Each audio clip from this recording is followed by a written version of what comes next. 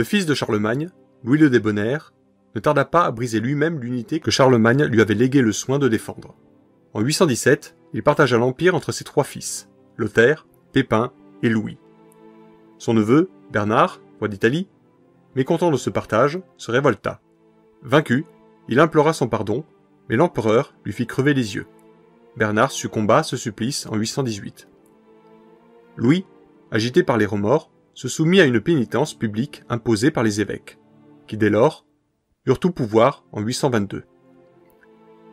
D'un second mariage avec Judith, fille d'un comte de Bavière en 819, l'empereur eut un fils, Charles. Il fallut le doter d'un royaume. Les autres fils de Louis le Débonnaire se révoltèrent, appuyés par les peuples qui ne demandaient qu'à dissoudre l'empire. Louis, déposé à l'assemblée de Compiègne en 830, fut rétabli à l'assemblée de Nimègue en 831.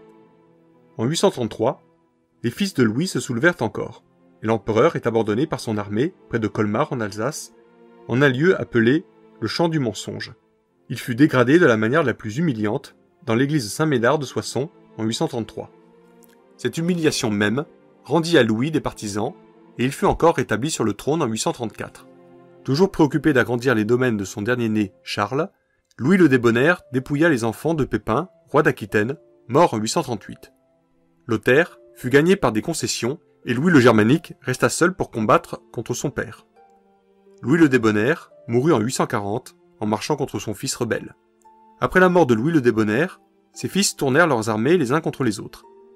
Louis le Germanique et Charles se réunirent contre Lothaire, qui, ayant le titre d'empereur, voulait maintenir sa suprématie. La querelle se décida à la sanglante bataille de Fontanet en 841, où Lothaire fut vaincu. Louis et Charles resserrèrent leur alliance par le serment de Strasbourg en 842 et imposèrent à Lothaire le traité de Verdun en 843. Charles obtint la Gaule jusqu'à l'Escaut, l'Argonne, la Saône et jusqu'au Rhône.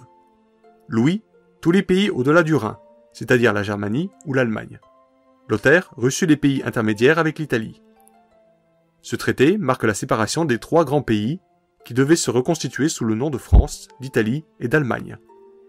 Mais il mutilait la France, qui n'atteignait plus, et n'a pu, depuis cette époque, atteindre d'une manière définitive, au nord-est, les limites de l'ancienne Gaule.